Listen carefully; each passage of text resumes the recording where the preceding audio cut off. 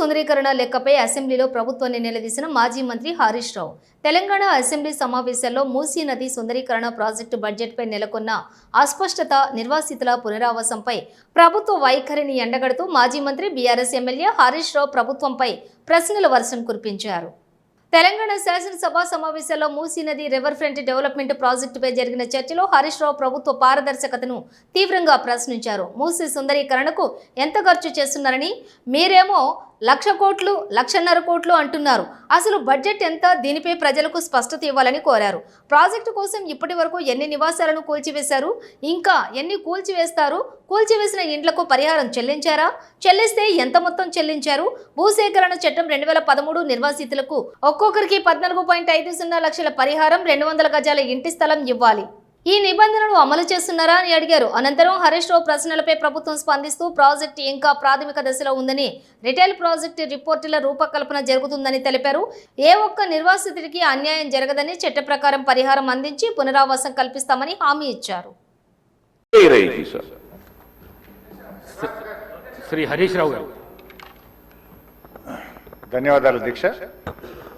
నేను గౌరవ మంత్రి గారిని సూటిగా ఒక 5-6 ప్రశ్నలు మాత్రమే అడుగుతాను, ఉపోద్ఘాతంలోకి వెళ్ళను అధ్యక్ష. ముందుగా అసలు ఈ మూసీ మోడర్నైజేషన్ ప్రాజెక్టుకు ఎంత ఖర్చు అవుతుంది?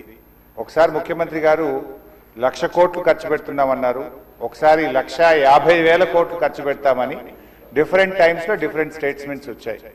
అసలు ఈ మూసీ ప్రాజెక్టు సుందరీకరణ మీద రాష్ట్ర ప్రభుత్వం ఎంత ఖర్చు పెట్టాలనుకుంటుంది? ఎందుకంటే ఒకవైపు పిల్లల స్కాలర్షిప్లు ఇవ్వమంటే డబ్బులు లేవు, కోసుక తింటారా అంటున్నారు, లేదా రిటైర్డ్ ఎంప్లాయీస్కు డబ్బులు ఇవ్వండి అంటే డబ్బులు లేవంటున్నారు. మూసీ సుందరీకరణ మీద 1,00,000 కోట్ల 1,50,000 కోట్ల ఎంత ఖర్చు పెడతామనుకుంటుంది ప్రభుత్వం? సూటిగా సమాధానం చెప్పండి. 2, ఇప్పటి వరకు మూసీ సుందరీకరణలో ఎన్ని నివాసాలు కూల్చివేశారు? ఆ కూల్చివేసిన నివాసాలకు 2013 భూసేకరణ చట్టం కింద పాత ఇండ్లకు కంపెన్సేషన్ ఇచ్చారా, వేజ్ లాస్ ఇచ్చారా, లేదా సింపుల్ గా కేసీఆర్ గారు కట్టిన డబుల్ బెడ్రూమ్ ఇళ్లలో అసైన్మెంట్ చేసి పంపారా? 2013 భూసేకరణ చట్టం ప్రకారంగా 14.5 లక్షల రూపాయల డబ్బు ఇవ్వాలి వాళ్ళకు, పాత ఇంటికి R&Bతో ఎస్టిమేట్ చేసి డబ్బులు ఇవ్వాలి, అదేవిధంగా సెలబుల్ రైట్స్ తో కూడినటువంటి 200 గజాల స్థలంలో కట్టిన ఇల్లు ఇవ్వాలి. ఆ రకంగా ఇచ్చారా, ఇవ్వలేదా, ఇస్తే ఎప్పట్లోకి ఇస్తారు, ఎన్ని నివాసాలు కూల్చారు? ఇంకా మీరు ఐడెంటిఫై చేసి కూల్చవలసిన ప్రభుత్వ ప్రైవేటు ఇల్లు ఎంత భూమి ప్రభుత్వ ప్రైవేట్ సేకరిస్తున్నారు? సమాధానం చెప్పండి. నంబర్ 3, గౌరవనీయులు మంత్రి గారు మాట్లాడుతూ ఆన్సర్ సిలో ఏమన్నారంటే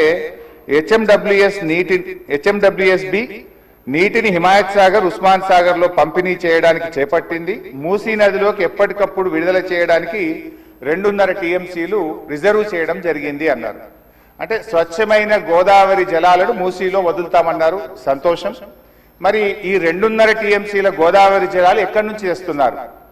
గత ప్రభుత్వం కాళేశ్వరంలో భాగంగా నిర్మించిన మల్లన్న సాగర్ నుంచి నీళ్లు మూసీకి తెస్తున్నారా, ఇంకెక్కడి నుంచైనా గాల్లో నుంచి తెస్తున్నారా?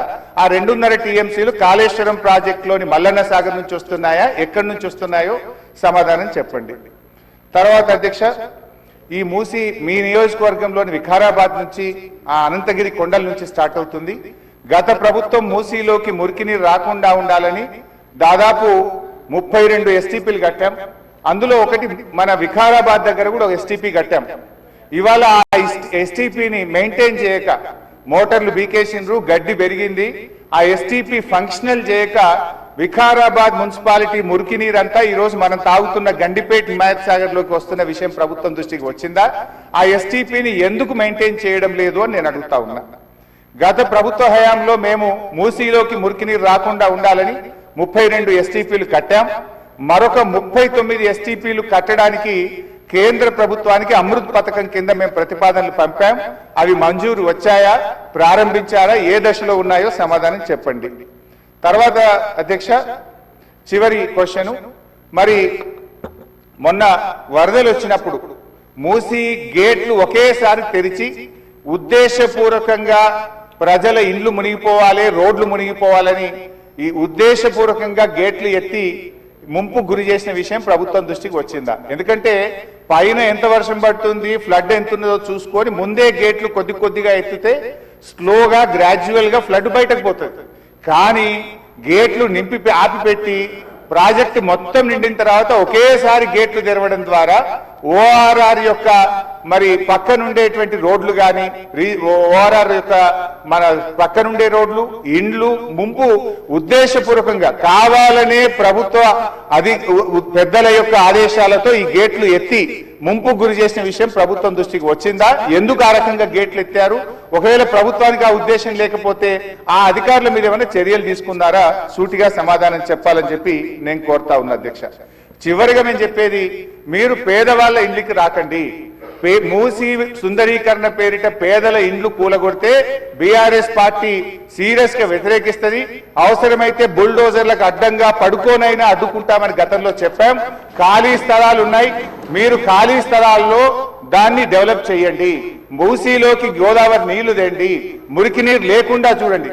కానీ మూసీ పేరిట పేదల ఇండ్లు కూలిస్తే మాత్రం బీఆర్ఎస్ పార్టీ ఎంత మాత్రం ఒప్పుకోదని మీ ద్వారా ప్రభుత్వాన్ని తెలియజేస్తున్నాం. శ్రీ కె శంకరయ్య గారు.